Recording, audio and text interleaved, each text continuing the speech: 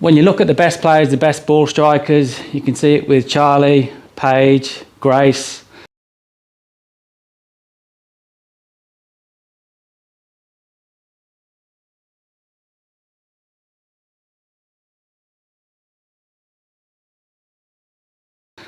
They're lowering, okay? Their head's lowering, their hips are going back, the tailbone is going backwards. This is the most important move in golf, because if you're just like me, where you've been struggling to get your hips a little bit open on impact, then this is the reason why. You need to understand the importance of lowering in your golf swing. It's not about trying to keep your head level. We've got to compress ourselves into the ground. So what it's going to do, it's going to help you get your hips to move backwards out of the way. So it's going to make room for your hands, arms and club to get down underneath, back underneath your body center. But also for your hips to turn correctly, they have to be back this way.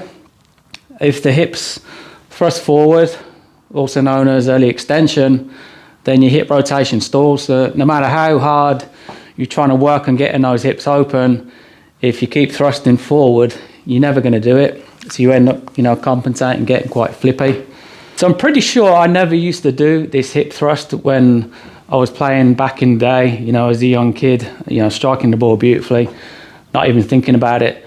But I think it was more like early 2000s. There was a lot of stuff coming out online, and it was about clearing the hips, and it was really kind of hip focused. And the problem with that is when you get to the top, if you're trying to, focus on clearing your hips first rather than getting the hands, arms and club down, then it kind of gets you into that position. So really, the first stage of the downswing, you're trying to keep your hips nice and quiet. What you're actually trying to do is sit down. You're trying to squat, and that's why you need to get one of these balls to help you with that feeling. So next time you're watching the golf, I want you to really focus on the player's head, top of the head. I also want you to focus on their backside here as well, because what you're going to see is you're going to see two things. You're going to see when they take that club back, is the head is going to start to lower, and then you're going to see the backside stick out even more. When Michael Neff was over installing the gear system here at my house, he was talking about that, and I just want to show you a little clip on there, a little tool on gears, which is actually showing the position of your backside and what it's doing throughout the backswing and the downswing, and it's really relating back to this drill that I'm showing you today. Okay, watch the average tour player. Their butt cheek goes behind the wall. Oh, right, yeah. That right there, that's a good visual. Yeah. So the right cheek actually goes behind, and the butt never comes off the wall the whole time. That's the drill. Oh, yeah. And I've found that just showing that visual is almost as effective as doing a drill.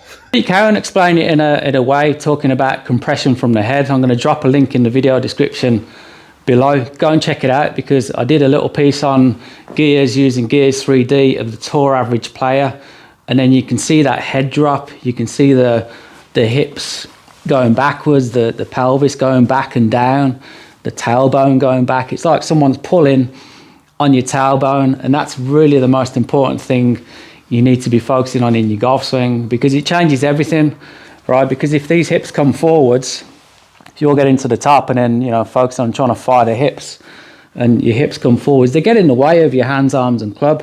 So you get all bunched up on the way through. You're probably feeling a bit flicky, and that's for any level of golfer really, whether you're a tour player, an average golfer. If you're doing this, you're having to then compensate on the way through. So imagine if you didn't have to compensate. Imagine if you could get this move right, and then you could swing it pure and just let that club free wheel through, because there's nothing in the way. Once you can get these hips to go back and down, stay down, you got so much room there to clear through. So what I'm trying to say here is you really got to compress yourself into the ground as much as possible. Really exaggerate it. I'm going to exaggerate here. I'm going to feel like I'm dropping about a foot, but when you look at it, it's going to be a couple of inches maybe. Exaggerate on the practice swing. Feel that drop down. Oh, felt so good, but if you play it back, probably only dropped like an inch, but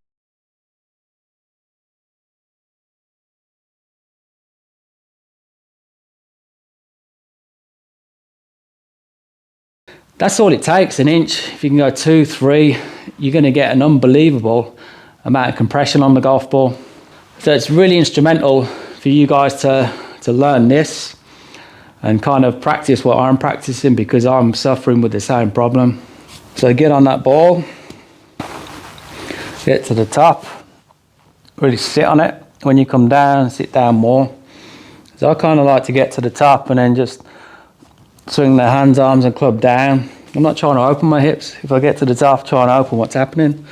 This right butt cheek's coming off the ball there. So when you come down, as you saw with Michael Neff there, when he was on gears, you could see the player, his butt cheek was behind that wall all the time coming down. Okay, if you're up here, you're in trouble.